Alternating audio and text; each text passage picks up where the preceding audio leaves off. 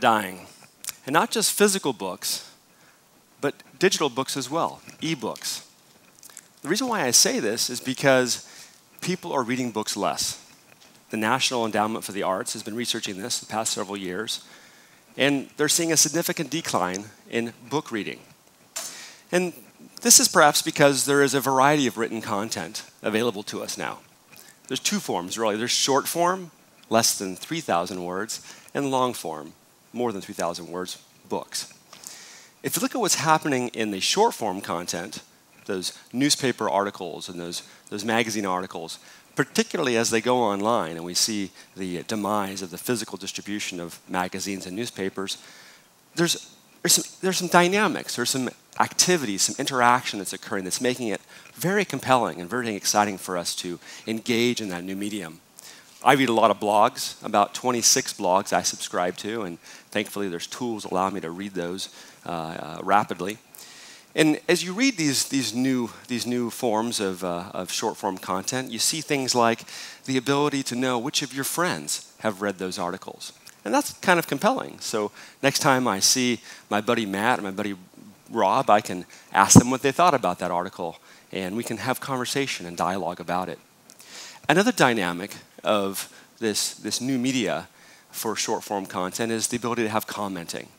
And sometimes the commenting is so valuable in an article, it's perhaps as valuable as the article itself. And sometimes even the author of the article will participate in the dialogue, and he'll get in there and have conversation with the readers. And that really changes the whole form of that content. Certain sites have really taken this to the next level. You log in, it knows who you are, it knows who your friends are, and it allows you to see what your friends are reading, to see what articles that they have commented on, that they've actually written a little two-sentence summary of why they read that article. And that can tell you maybe you should read that article. So there's been great evolution in short-form content, and we're drawn there, and there's millions of websites and blogs that we're drawn to today. In the long-form content, in books, we haven't seen quite the evolution. Although there has been some neat things that I think you've probably read about in the news in recent months. These e-reader devices. And in 1998, this big shift to these devices started with the SoftBook and the Rocket eBook.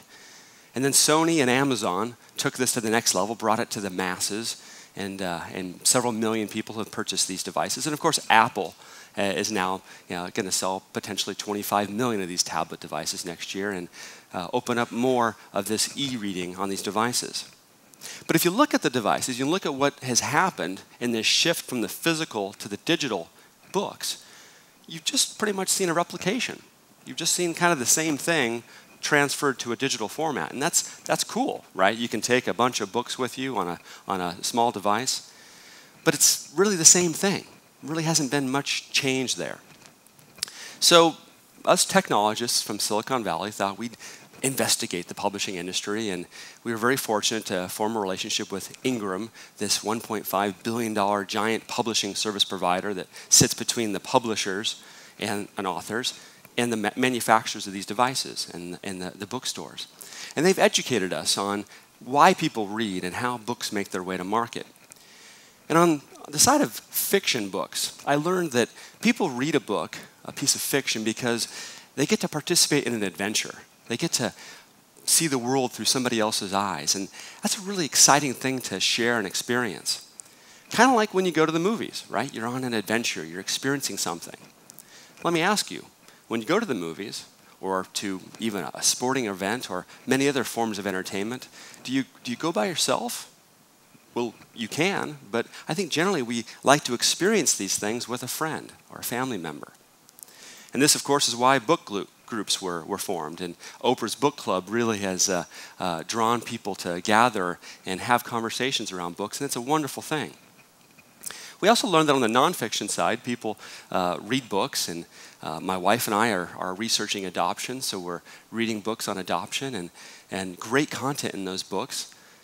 But we also find ourselves going out to websites and to Facebook and having conversations and asking questions of people that are also looking to adopt or have adopted. So, again, us technologists thought, wow, what if we could bring this together? what if we could bring that outside content and that community into the book?